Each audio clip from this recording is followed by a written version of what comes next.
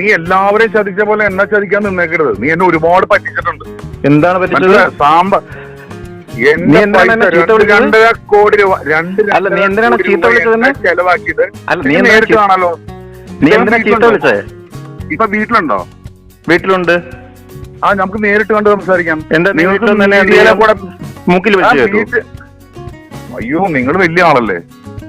അല്ല, നീ കുറച്ചു മുമ്പേ നീ എന്നെ എന്തോ ചെയ്യുന്ന പറഞ്ഞിട്ട് ചീത്ത വിളിച്ചല്ലേ? ഈ റെക്കോർഡ് ചെയ്ത് ഓൺലൈൻ മാധ്യമത്തിൽ ഇടുന്നതല്ല, സത്യസന്ധമായിട്ട്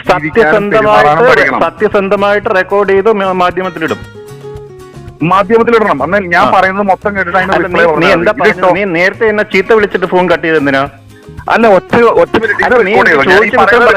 നീ ആദ്യം ചോദിച്ചിട്ട് ഉത്തരം പറ. നീ നേരത്തെ എന്നെ ചീത്ത വിളിച്ചിട്ട് കട്ട് ചെയ്ത് എന്തിനാ? ഞാൻ കണ്ടതിൽ വെച്ച് ഇത്രയും ചീറ്റിങ്, ഇത്രയും ക്യാരക്ടർ ഇല്ലാത്തൊരു മനുഷ്യൻ താങ്കളേ ഉള്ളൂ.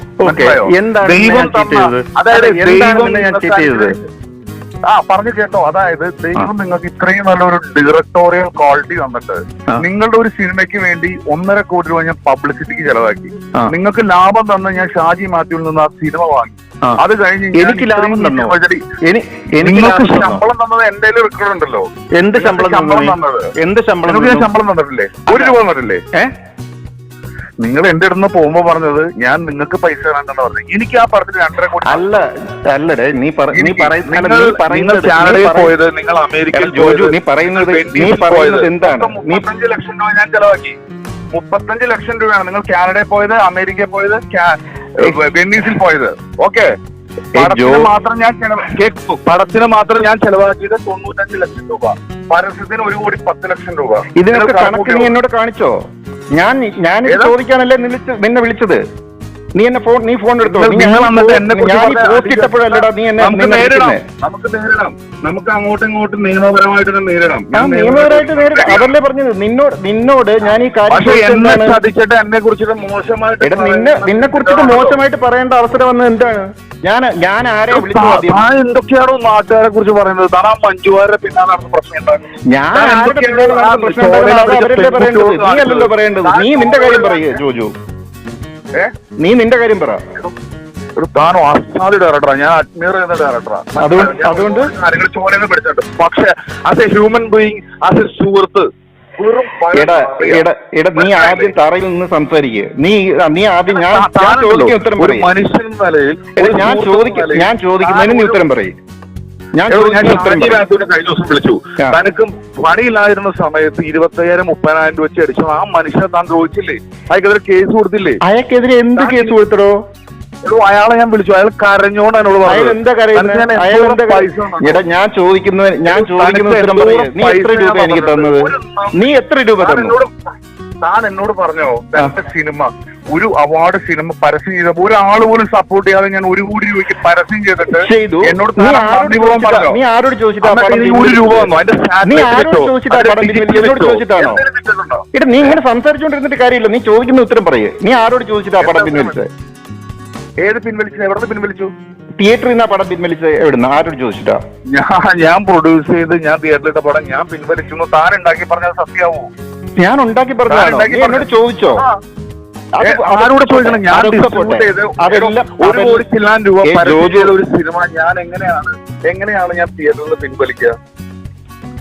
ഒരാഴ്ച പോലും ആ തിയേറ്ററിൽ ഒരു പടം നിന്നില്ല. പടം ഓടിയില്ലെങ്കിൽ അതിന്റെ ഉത്തരവാദിത്തം എനിക്കല്ല. പടം ഓടിയില്ലെങ്കിൽ അതിന്റെ ഉത്തരവാദിത്തം ആ പടം ഓടൂന്ന് വെച്ചിരുന്നല്ല. 24 വർഷത്തിന് ശേഷം വെനീസ് ഫെസ്റ്റിവൽ ഇപ്പൊ ഒരു മലയാള സിനിമ എന്നുള്ളതിന്റെ ഒരു ആദരവാണ് ഞാൻ നല്ലോണം പബ്ലിസിറ്റി ചെയ്തു. അതൊക്കെ ശരിയാണ്. പക്ഷെ എന്ത് കാരണം കൊണ്ടെന്ന് എനിക്കറിയില്ല. നീ ഒരാഴ്ച കഴിയുന്നതിന് മുമ്പ് ഒരു തിയേറ്ററിൽ പോലും പടം നിർത്താതെ നീ പിൻവലിച്ചു. എന്തൊരു നുണയാണ്. നുണയൊന്നുമല്ല, അത് റെക്കോർഡല്ലേ? കൃത്യം റെക്കോർഡല്ലേ ചോദിച്ചു? ഇത് എന്ത് റെക്കോർഡ്? തിയേറ്റർ അസോസിയേഷൻ എടുത്ത് ചോദിക്കും. ഞാൻ പിൻവലിച്ചിട്ടുണ്ടെന്ന് പറഞ്ഞാൽ ശരി.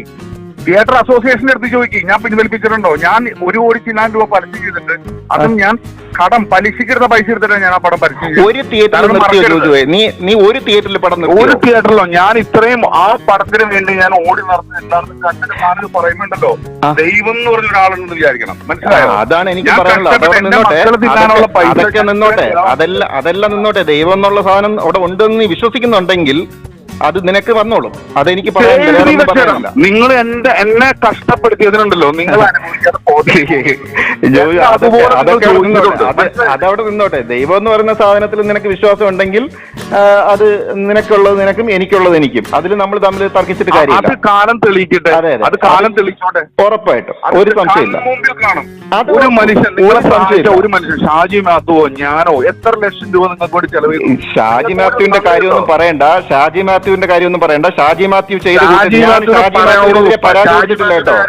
താൻ എത്ര വലിയ ആളായാലും തനിക്ക് മാസാമാസം ശമ്പളം കിട്ടുന്ന ഒരു പാവം മനുഷ്യനാണ്. എനിക്ക് മാസാമാസം ശമ്പളം തന്നു വെച്ചാൽ അയാൾക്ക് വേണ്ടി 6 സിനിമ ഞാൻ ചെയ്തതാണ്. അറിയാമോ നിനക്ക്?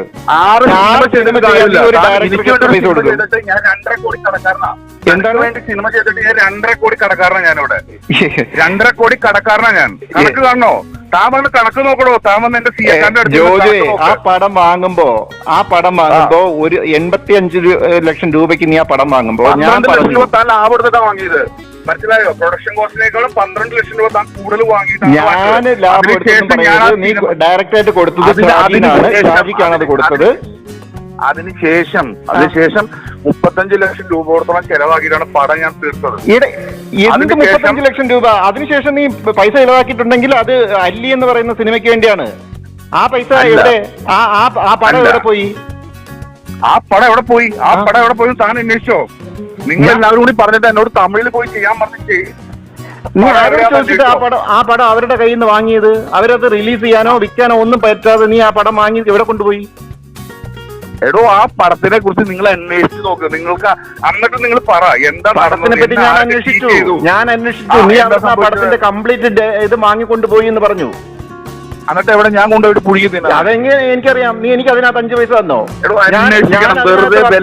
അതിനകത്ത് വർക്ക് ചെയ്ത ആളുകൾ ഒരുപാടില്ലേ? അവർക്ക് കാശ് കൊടുത്തോ നീ?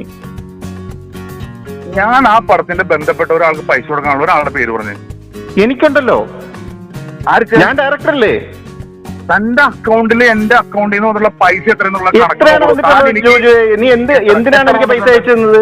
നീ എനിക്ക് പൈസ അയച്ചത് എന്തിനാണ് അയച്ചത്? നിന്റെ കണക്കെടുപ്പ് അറിയാം. റെമ്യൂണറേഷൻ പ്രകാരം 1 ലക്ഷം രൂപ കൂടുതലാണ് നിങ്ങളുടെ കയ്യിൽ.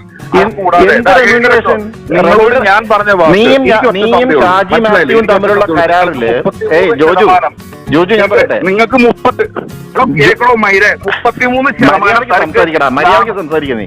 നിനക്ക് എന്ത് മര്യാദ? നീ ചീറ്റ് ചെയ്യാൻ നടക്കും. ലോകത്തുള്ള എല്ലാവരും ചീറ്റ് ചെയ്യുന്ന നിന്നോട് നിന്നെ നേരിട്ട് കണ്ട നിന്റെ ചകളെ അടിച്ചു വിളിക്കണം. പിന്നെ നീ അങ്ങ് ഒലത്തും. നീ അത് കുറെ പേര് പറഞ്ഞുകൊണ്ട് നടക്കുന്നതാണ്. നീ അതൊക്കെ കയ്യിൽ വെച്ചിരുന്നാ മതി. ഒരു കയ്യിലും നിന്നെ ഞാൻ നേരിട്ട് കാണണമെന്ന് നീ ഒലത്തും പോടാ. നിന്നെയൊക്കെ പോലെയുള്ള കുറെ എണ്ണത്തിന് ഞാൻ കണ്ടിട്ടുണ്ട്. നീ അതല്ല, മര്യാദക്ക് പറയാനാണെങ്കിൽ സംസാരിക്കും. മര്യാദക്ക് പറയാനുണ്ടെങ്കിൽ സംസാരിക്കേ. നിന്നെ പോലെ കുറെ എണ്ണ ഇതുപോലെ നടക്കുന്നുണ്ട് എന്നെ അങ്ങ് വലത്താൻ വേണ്ടി. എനിക്ക് അതിലൊന്നും പേടിയില്ല. നിനക്ക് ചെയ്യാനുണ്ടെങ്കിൽ ചെയ്തിട്ട് നിന്നെ പോലെ അതായത് ആൾക്കാർ സമയം വേസ്റ്റ് ചെയ്തിരിക്കുന്നത്. പക്ഷേ എനിക്ക് താൻ ചെയ്ത് തന്റെ പോസ്റ്റ് കണ്ടിട്ട് എനിക്ക് സങ്കടോട് വന്നു. നിന്റെ സങ്കടം ഞാൻ ചോദിച്ചത്രേ ഉള്ളൂ. നീ ആരോട് ചോദിച്ചിട്ടാണ് ആ ഇന്റർനാഷണൽ സർക്യൂട്ടിൽ നിന്ന് ആ പടം പിൻവലിച്ചത്? എന്നോട് ചോദിച്ചിട്ടാണോ ഇന്റർനാഷണൽ ഫിലിം സർക്യൂട്ടിൽ വരുമാനമില്ലാതെ നീ എത്ര ഡോളർ കൊടുത്തു? ഇങ്ങനെ പച്ചക്കള്ളം പറയുന്നത്. നീ എത്ര ഡോളർ കൊടുത്തു ഗുഡ് മൂവീസിന്? നീ ഒരു പൈസ കൊടുത്തില്ലല്ലോ. നീ ആകെ കൊടുത്ത ഡോളർ ഞാൻ പറഞ്ഞുതരാം. നീ ആകെ കൊടുത്ത ഡോളർ വെനീസില് പബ്ലിസിറ്റിക്ക് വേണ്ടി 4,000 യൂറോ കൊടുക്കണമെന്ന് പറഞ്ഞു. നീ അത് സമ്മതിച്ചു. നീ അത് 4,000 യൂറോ എന്ന് പറഞ്ഞാൽ എത്ര രൂപ? 4,000 യൂറോ എന്ന് പറഞ്ഞാൽ നീ കൊടുക്കാമെന്ന് പറഞ്ഞ് സമ്മതിച്ച പൈസ പിന്നെ നീ അല്ലാതെ വേറെ ആരും കൊടുക്കുവോ? അല്ല അതെത്ര രൂപ? എടാ നീ അത് എത്ര രൂപ ആയിക്കോട്ടെ, അത് ഇതുമായിട്ട് ബന്ധമില്ല. അത് താൻ 4,000 യൂറോ എന്ന് പറഞ്ഞു. അത് ഏകദേശം 5 ലക്ഷം രൂപ കൊടുത്തോളം. 1 രൂപ വരുമാനം ഉണ്ടായോ? പിന്നെ ഞാൻ എന്തിനാണ് അവർക്ക് പൈസ? അങ്ങനെയല്ലല്ലോ. 1 രൂപ വരുമാനം നിനക്ക് നഷ്ടമൊന്നും ഉണ്ടായില്ലല്ലോ. ആ പടം ഇന്റർനാഷണൽ സർക്യൂട്ടിൽ ഓടുന്നുണ്ട്. അത് പോട്ടെ, ഈ പടം വേറെ ആർക്കാണ് നീ പറയണ ആദ്യം? നീ എന്നെ ചീറ്റ് ചെയ്ത് പറയണ. സൂരജ് വിളിച്ചിട്ട് എന്നോട് പറഞ്ഞത് ആ പടം ദിലീപ് വാങ്ങിയെന്നാണ്. ദിലീപ് വാങ്ങിയോ? എന്നോ നോണയാണോ നീ പറയുന്നത്? ഞാനാണോ പറയുന്നത്? സുരാജ് എന്നോട് ഉള്ളവരും പറയട്ടോ. ഇപ്പൊ എനിക്ക് മനസ്സിലാവുന്ന ഒരു കാര്യം പറയാം. തന്റെ കിളി പോയിരിക്കുക. താൻ ആൾക്കാരെ പറ്റിച്ച് ഏടാ.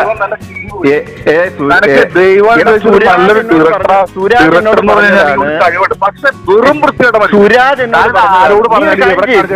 ഡീറ്റെയിൽസ് എനിക്ക് അയച്ചതാ. എന്തൊക്കെയാണ് ആ പടത്തിന് എന്തൊക്കെ ചെയ്തു, എത്ര ചെലവായി, നീ എന്തുകൊണ്ടാണ് ഈ പടം ഇപ്പോ ഇന്റർനാഷണൽ സർക്യൂട്ടിൽ നിന്ന് പിൻവലിക്കാൻ തീരുമാനിച്ചത്? ഞാൻ നിന്നോടൊന്നും ചോദിച്ചില്ലല്ലോ. നീ ആ കരാറിൽ എഴുതി വെച്ചിരിക്കുന്നത് പ്രകാരം എനിക്ക് ആ പടത്തിന്റെ 33% റൈറ്റ്സ് ഉണ്ട്. നീ ഇതുവരെ താൻ റെക്കോർഡ് ചെയ്യാൻ വേണ്ടി പറയാൻ നീ നുണക്കിണ്ടല്ലോ. നേരിട്ട് കരാറില്ലേ നിന്റെ കരാറില്ലേ? നീയും തമ്മിലുള്ള കരാറില്ലേ? അതെടുത്ത് വായിച്ചു നോക്ക്. ഞാനത് സുരാജിന് അയച്ചു കൊടുത്തിട്ടുണ്ട്. എടോ താൻ എന്നോ ഫ്രോഡാടോ താൻ. ആ കരാറ് ഞാൻ ഇനി പബ്ലിഷ് ചെയ്യണോടെ? ആ കരാറും പബ്ലിഷ് ചെയ്യണോ? ഞാൻ അതും ചെയ്യാം. അത് വേണോ? എനിക്ക് 33% റൈറ്റ്സ് ഉണ്ട് എന്നുള്ള കരാർ ഞാൻ പബ്ലിഷ് ചെയ്യണോ? അതും ചെയ്യാം. വേണോ? എന്നാ പരിപാടിയാണോ താൻ കാണിക്കുന്നത്? എന്നാ പരിപാടി? കരാർ ഞാൻ പബ്ലിഷ് ചെയ്യണോ വേണ്ടെന്ന് മാത്രം നീ പറഞ്ഞാൽ എന്നാ കരാറാണോ? 1 രൂപ ലാഭം കിട്ടിയോ?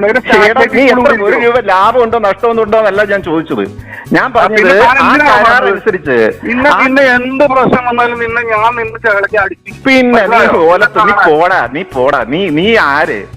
നീ എന്റെ ഭസ്മമായി പോ. അറിയാമോ നിനക്ക്? നീ ഈ പറഞ്ഞ വാക്കില്ലേ, ഇന്ന് രാത്രി നീ നാളെ രാവിലെ ഉറങ്ങി എണീക്കുമ്പോ നീ അറിയൂടാ. ഒന്നുമില്ല. നീ അറിയൂടാ. ഞാനാണ് പറയുന്നത്. നീ നാളെ ഉറങ്ങി എണീക്കുന്നതിന് മുമ്പ് നീ അറിയും. നീ എന്റെ എന്തായാലും ഒരു പ്രശ്നമില്ല. നീ എന്നെ ചീറ്റ് ചെയ്തതിന് എന്റെ ഒരു കണക്കുണ്ട്. നീ കണക്ക് ചെയ്തതൊന്നുമല്ല. നീ കണക്കൊന്നുമല്ല. ഞാൻ പ്യൂറായിട്ട് ചീറ്റ് ചെയ്തതിന് ഞാൻ ചോദിച്ചതിന് ഒറ്റ കാര്യം, നീ ആ കരാറിലുള്ള അതനുസരിച്ച് എനിക്ക് 2.5 കോടി പറയോ?